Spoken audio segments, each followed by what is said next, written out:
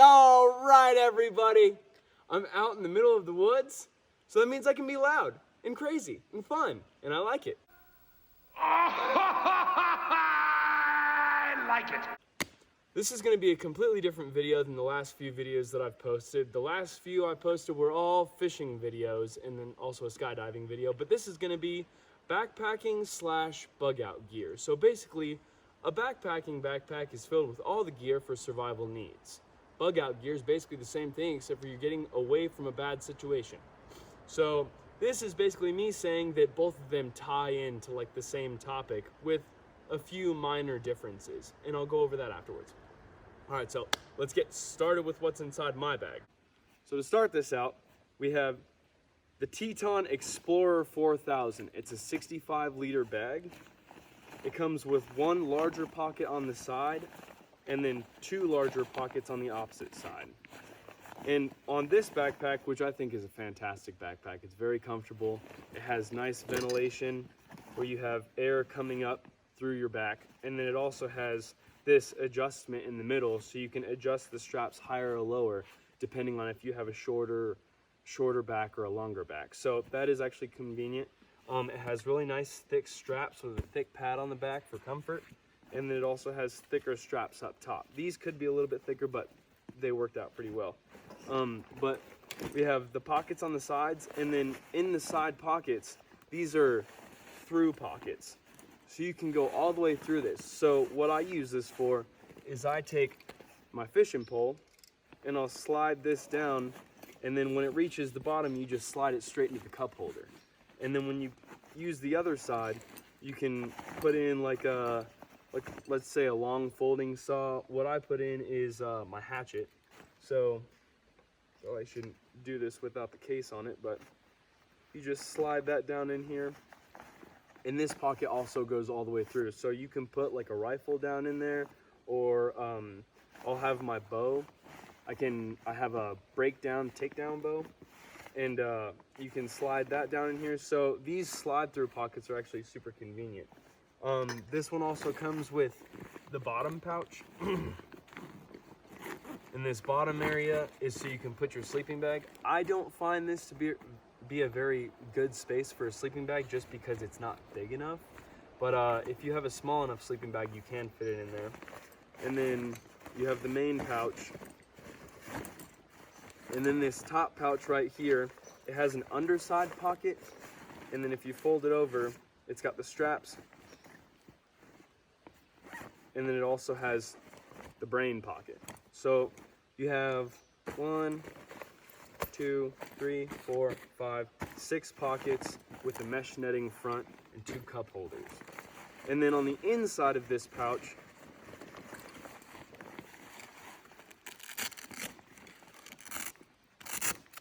you have the 2 slides that have your support beams in there. They're just the aluminum supports that go straight down into it.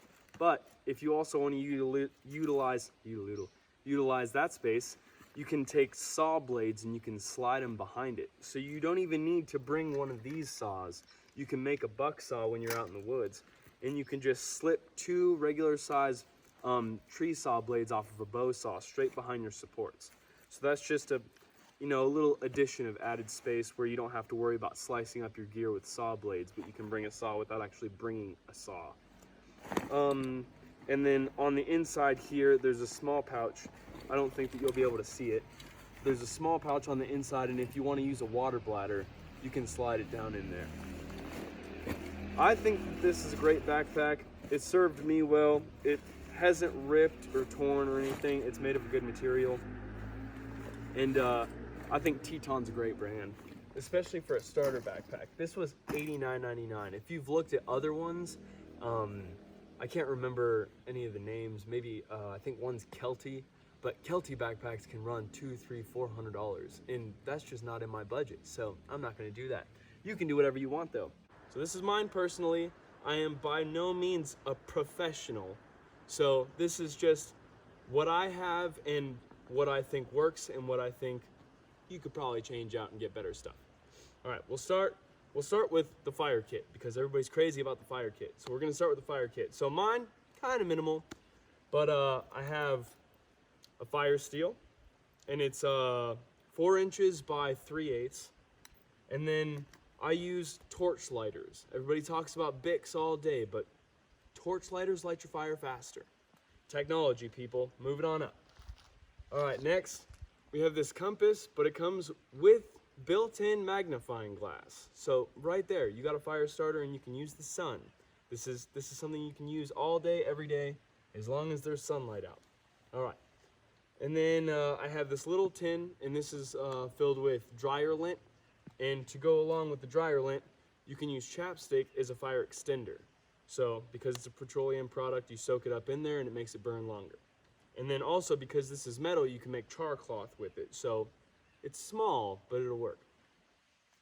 All right, going along with fire, we have this little cook stove. So this is a titanium stick stove. I got it off Amazon. It was about $39.99, I think, or $35.99.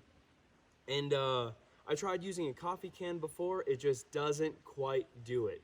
This has holes in the bottom of it and then holes on the edges, so air flows up through the bottom and it actually lights your fire.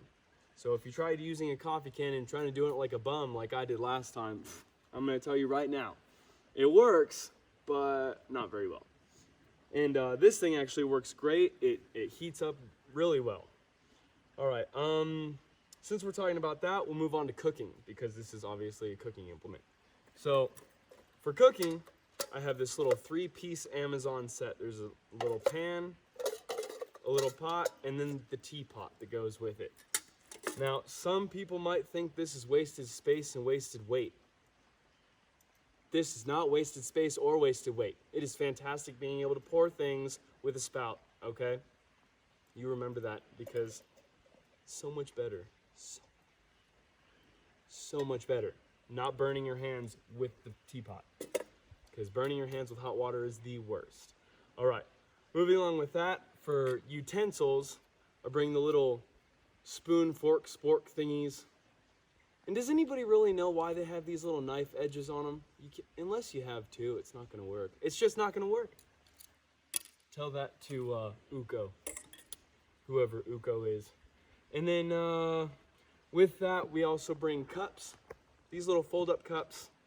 They're convenient for space, but they're so very tiny. I would suggest getting something else, unless this is like you're really looking to save some space. But you can get a regular cup and you can shove things in that cup anyway. So really, it's not that much of a space waster if you get a better cup. And then along with cooking, we'll go with food.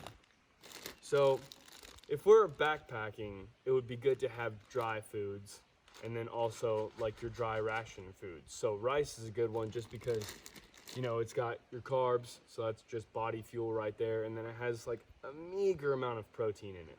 But then also for proteins, you have peanut butter, and then there's some tuna packets in here, and that's pretty much it for protein. Oh, and then I have a little Jack Link's beef jerky stick and more peanuts. So peanuts have your fats, your carbs, and your proteins. And then I have potatoes for carbs, and then I throw in a little bit of spices too.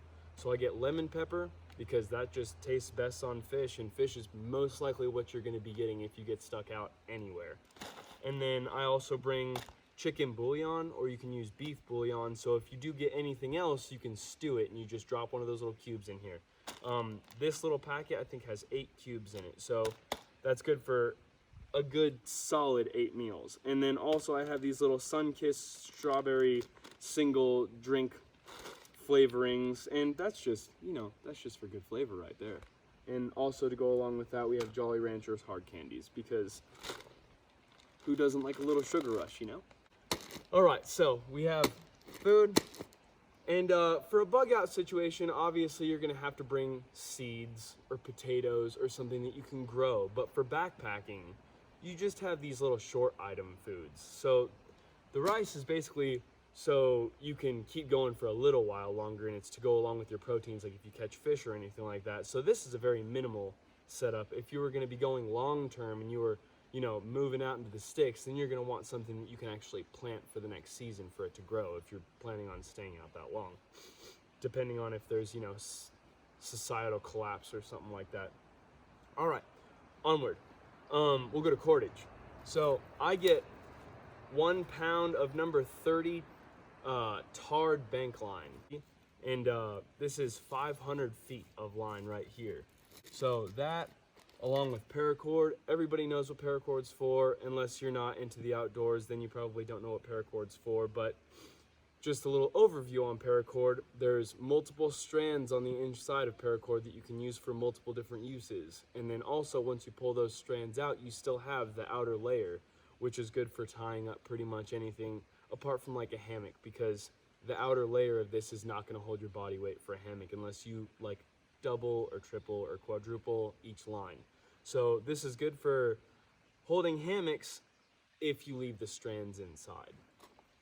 All right, so we're done with that.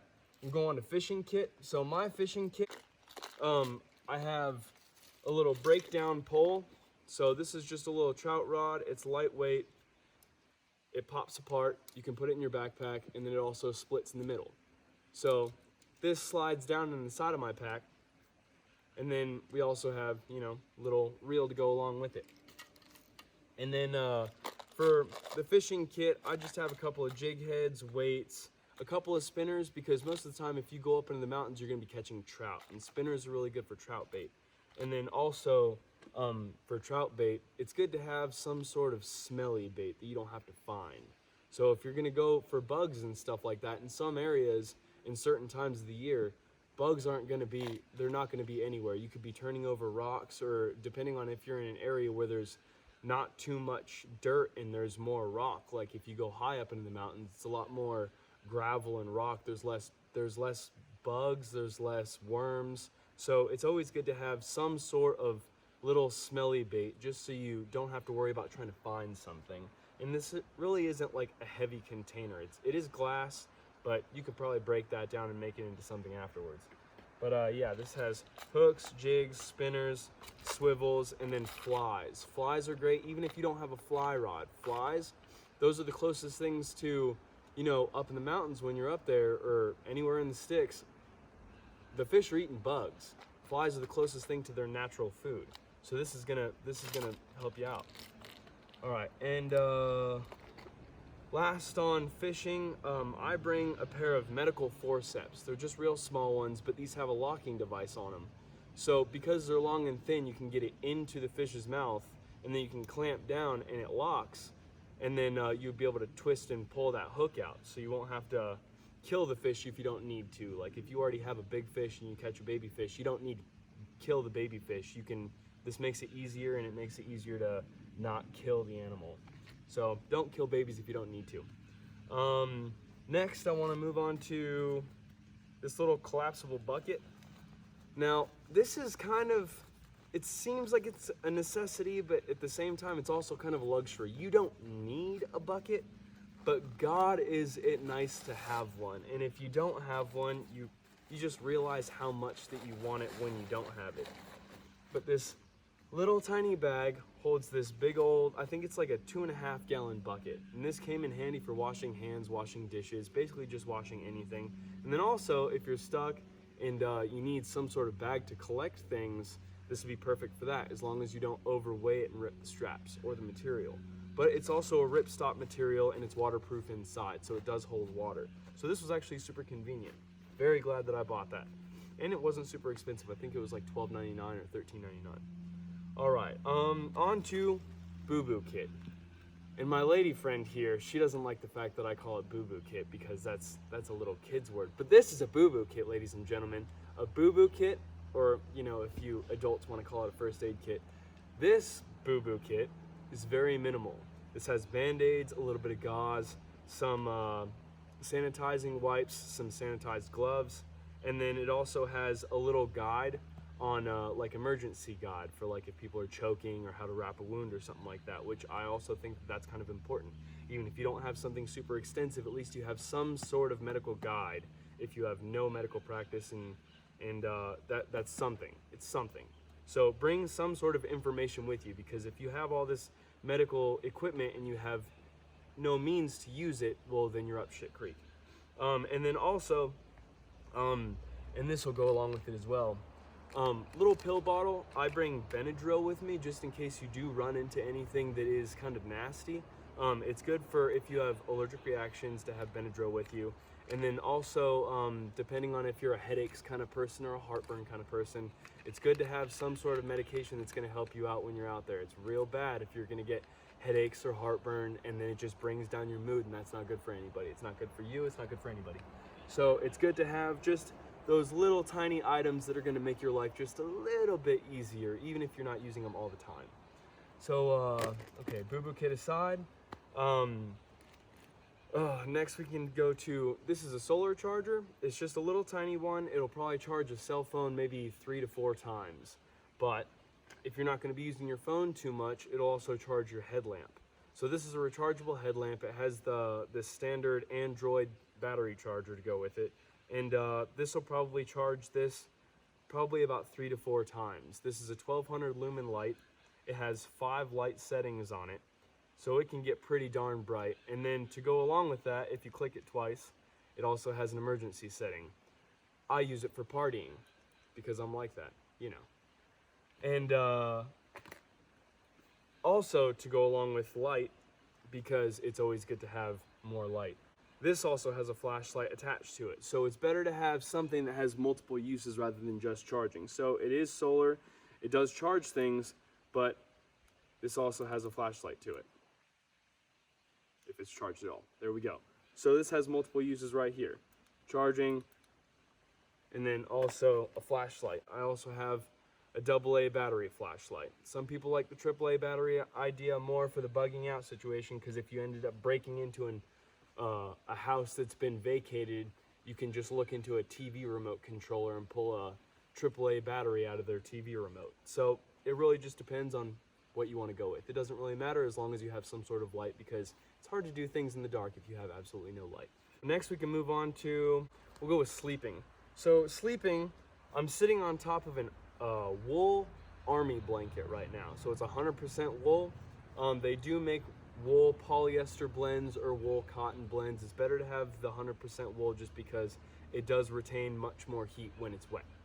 But they do have cheaper versions of this. This one's like an army surplus blanket. It's a old army surplus blanket, but this would be a great option. Or you could also go with your sleeping bags, but once down gets wet, it doesn't dry very easily. So this is really good for keeping you warm when you're wet, but the down is going to be better for you when you're in the winter time. To go along with that, I have a Climate Static V-Lux. So this is the oversized version of the Climate for a single person. I don't use that one anymore because me and my girlfriend, we go backpacking together, so we have the double, which is more comfortable for 2 people. So if you are going with a second person, just get the double. It will save you so much time and energy. Know that firsthand. She can tell you. But if you're going by yourself, the Static V-Lux, that is a fantastic choice, and it's about $80. It's not super expensive. It keeps you off the ground, keeps you a little bit warmer, and then you can put the blanket above and then fold it over you like a sleeping bag. All right, so for toiletries, I bring baby wipes, and then toothbrush, deodorant. You can bring soap. If you want to wash off, you can also use the little fishing soap bars. This is for like potent odors. You can wash your hands with it when you're fishing to get that fish gut smell off your hands, or you can wash your hands with it when you have like garlic or onion or anything like that. So that's going to prevent smell. And you can also use it because it has tiny little grooves in it. It does take away sweat smell a little bit. Not much, but it's something. So if you don't have soap, that's a close second. All right, next we'll go to tools.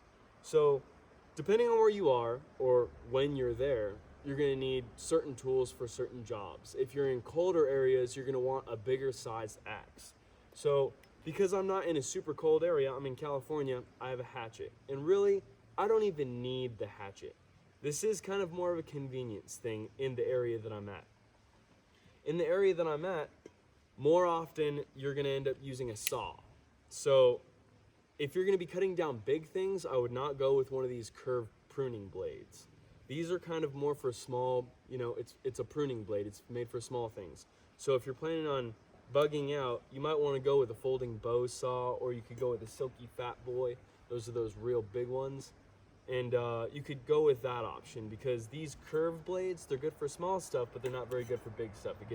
You're going to be burning a lot of calories and a lot of energy trying to cut wood, and most of the time you're going to need to be cutting a lot of wood. So hatchet for convenience, don't really need it, but also with the hatchet, and this is why I bring it, is one, it's a cutting tool, and then two, you also have a hammerhead. So it is dual purpose. I do have that for convenience. I don't exactly need it, but I bring it.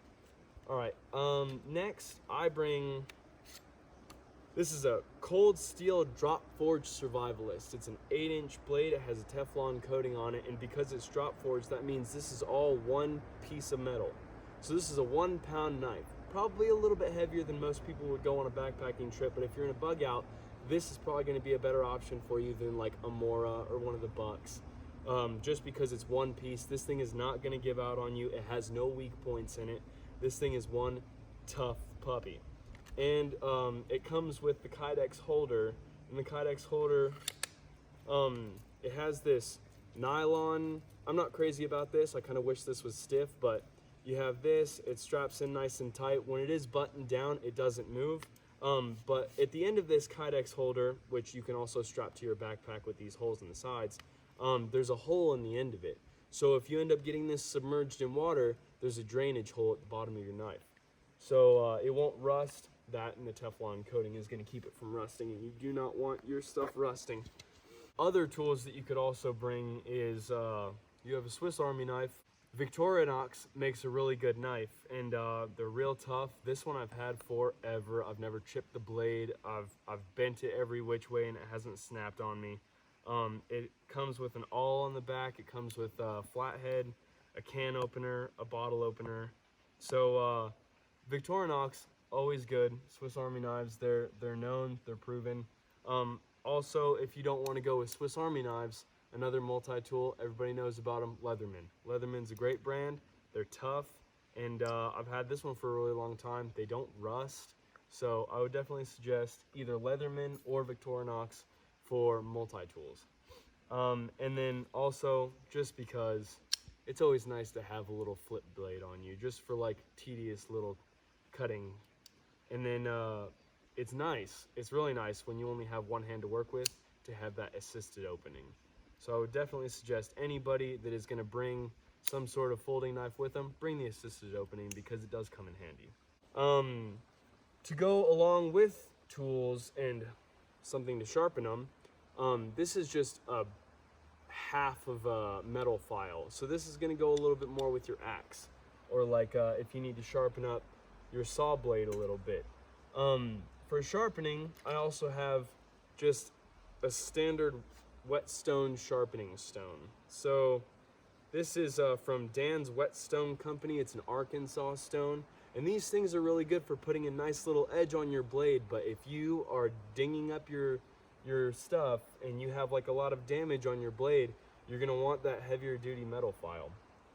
All right, next we have to go along with tools, I also bring a slingshot, and this is just a backup if you actually need to get some sort of food and you don't really have anything.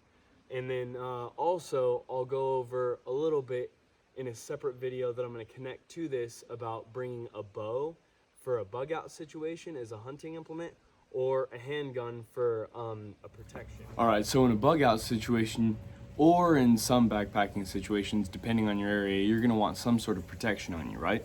So what I would carry is, this is a CZ75 SP01 chambered in 9mm. But a lot of people, if they're gonna be going into bear country, and it would be smarter too, if you're going into bear country, you get something that's in a higher caliber.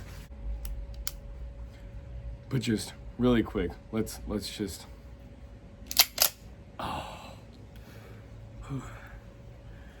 All right, now that I got that out of the way, that would be a good option for protection. Probably maybe like a 45 ACP or a 357 would probably be a little bit better for, you know, a little bit more power. I like 9mm, and in a bug out situation, if you have to find more ammo, it's better to go with the ammo that is mostly sold, and that is 9mm. I mean, right now with how things are going, you can't find any, but you know, if there was ever a societal collapse, you have all those people that already pre-bought 9mm, and if you have to, you know, protect yourself and pick up what they're packing, then your chances of picking up more 9mm are pretty high. And also for bugging out hunting. So this is a 55-pound Samick takedown bow, and this is 62 inches. So this one's a 62-inch bow, and these little pins right here, they unscrew, you take it down, you slip into the side of your pack. And the great thing about a bow is you're never gonna run out of ammo.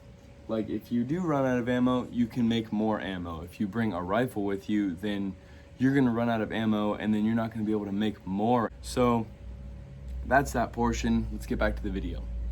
So I do bring a handgun cleaning kit and then extra ammo. Unfortunately, where I am, I'm in California, so I did not bring my handgun with me because if I got caught with it out here and I don't have a permit for it, it's gonna get taken, I'm gonna get fined, I'm gonna go to jail. But in the area that you're at, maybe you don't have those laws and you can go backpacking and you can do whatever you want with that. It's always better to have some sort of protection on you. If you're in bear country, you'd probably want to get like a 357 or a 500 Magnum. Most people usually carry revolvers that carry like a higher caliber in them. But it is good to have protection of some sort with you. Next we can go on to clothing. Clothing, this is definitely going to change in your environment. These are 511 tactical pants. And these are actually really nice because they're made of a material that wicks away moisture. And so like if you get water splashed on you, I don't know if they have a coating on it or if it's just the material that they're made of, but water splashes on you, rolls right off, doesn't get wet. And I think it's made of polyester blend, but it's not made of cotton. Also I have this flannel shirt, and this is a nice thick flannel, but this is also 100% polyester, so this is not cotton. You don't really want cotton with you. Cotton kills, everybody knows it. What I do have, and I'll probably switch out, is this is a cotton beanie. This is a Carhartt beanie, and I do really like it because it's warm, but if it does get wet, it's gonna take a little while to dry out. And then I have these 2 pairs of wool socks. Always bring 1 pair for like your main pair, and then the secondary pair for when you're washing and this one's wet. Always have the 2 pairs, if not 3. It's always good to have extra pairs. To go along with socks, I usually have boots on when I'm going out hiking, and if I'm in a bug out situation, I'm gonna wear boots just because they're heavy duty. But when you're in camp and you don't wanna wear boots, these little flat water shoes are fantastic. They slip into your bag. They're damn near weightless and they take barely any room. So these things are fantastic. I would suggest getting little water shoes for anybody, and they're just comfortable. It's nice to have around camp, and you're gonna want to take your boots off and you're not gonna want to be barefoot on what could be thorns and stuff everywhere. And pretty much anybody that's into outdoorsy stuff, they have found some sort of use for these little schmogs. And I really do like this. It works as a little neck warmer, or you could put it over your head if there's too much sun, or you could get it wet and it'll cool you down. So these schmogs are great. So next, I'll go to comfort items. So for comfort items, I'll just bring like a handful of things that probably don't need, you probably wouldn't bring in a bug out situation, but if you're going backpacking, you want to have a good time, you want to be comfortable while you're doing it, then there's a couple things that I bring with me. And for one is going to be this chair. These little backpacking chairs only weigh about 2.3 pounds, and it fits into this little bag right here. So that's really not that much. You strap it to the bottom of your backpack.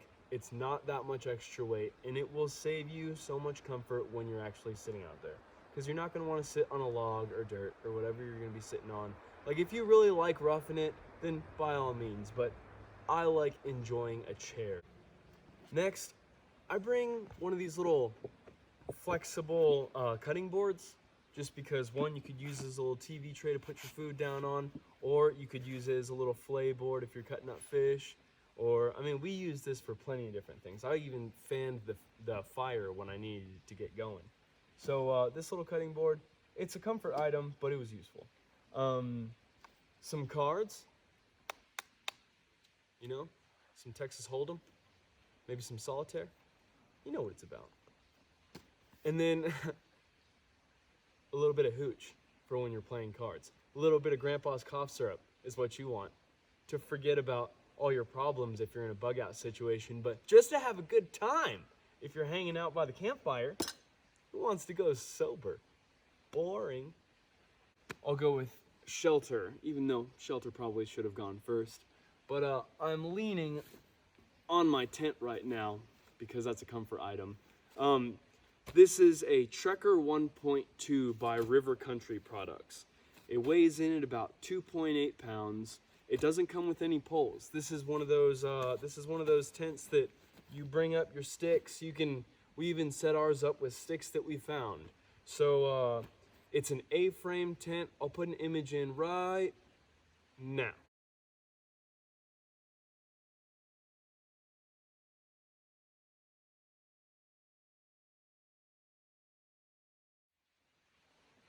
And then, so that one, it has a rain fly over the top, and then once you take the rain fly off, and on the inside, it's all bug netting. So you have half of it that's bug netting. It has fantastic ventilation, but would not work as a Four Seasons tent. We experienced that firsthand when it got down to 17 degrees. We were freezing. So this is great for like a Three Seasons tent. If you're in fall, spring, summer, great. But wintertime, that's a no-go. Absolutely not. Would never go in the middle of winter with this tent. Definitely get yourself a dome tent or a hot tent or whatever you're gonna do for wintertime if you're gonna be going out. But do not go with the Trekker series for a wintertime tent. It is a bad idea. And to go along with this for shelter, I also have this Aniu poncho. This is a 5x9 poncho. It's a ripstop material and it has grommets in the corners, so you can use this as a 5x9 tarp. Like, let's say this thing gets a hole in it and you need to throw this tarp over the top of it, it doubles as a poncho and a tarp. And also, if you don't want to get your stuff wet, which is what we used these for last time I went backpacking, we made like a little A-frame tent over our backpack so I didn't have to use the vestibule in front of my tent. So that was actually super convenient. So this does serve a great purpose. Definitely always bring a poncho with you. And if you have room, bring a tarp, just because tarps are great. I don't think that I went over this, but some sort of tape. I bring athletic tape. Some people bring duct tape. Both of them have their uses. Athletic tape, I think, would be better in a wintertime situation because you can wrap your tools, you can wrap your bottles with it, and it'll create some sort of material barrier in between your hands and the cold metals. So I do think that athletic tape does have better uses than duct tape in some certain situations. All right, for water, which everybody knows that you can go up to any one of these little creeks or streams or whatever, and you can scoop out water and you can boil it. But majority of the time, that is a pain in the patootie, and you don't want to do it, okay? So I have here a 1 gallon Life straw bladder, and it comes with the hose attachment, and then this is the filter that goes on the bottom. So you have the bladder, it uses gravity with the hose, and then the filter sits on the bottom. And when you're using this, you plug the hose into the back side, and then the side that has this little pop cap on it, that's where the water comes out, and that's the clean drinking water. I have found that if you are gonna use this, it's best if you have the water running, and once it starts dripping, you take the cleaning device, which is just a syringe that they give you, and you stick it in that end, and you pull. And what it does is it pulls the air bubbles through it, and so it makes it come out at a faster stream. So that is super convenient. And lastly, to go along with water purification, this is kind of a last resort kind of thing, but these are the iodine tablets. Majority of people already know what these do, but the cool thing about iodine tablets is one little tablet covers, I think, 4 quarts of water, but 4 tablets with 1 quart of water creates an antiseptic. And so if you get like a big cut or you get some sort of damage and you get bacteria in it, you can make an antiseptic like you can make iodine. You can make iodine and pour it on a wound and it'll clean it out. So there is the two different uses for the water tablets. All right, everybody, this is Lefty, and this is my loadout. I am not a professional by any means, like I said before, but this is what I bring. This works for me. This may not work for you. You might be completely different than me, and maybe you can go into the woods with a pocket knife and a fire steel and make it on your own. But you know, I have a little bit of reliance on technology now. So yeah, here's what I got. If you have any comments on what you do think that I should bring, what you think that I should leave out, please drop them in the comments. Tell me whatever you think about my video. If you think it sucked, if you think it was good, if you like the energy of it, I want to hear everything from you. And yeah, hang loose, everybody. Lefty, out.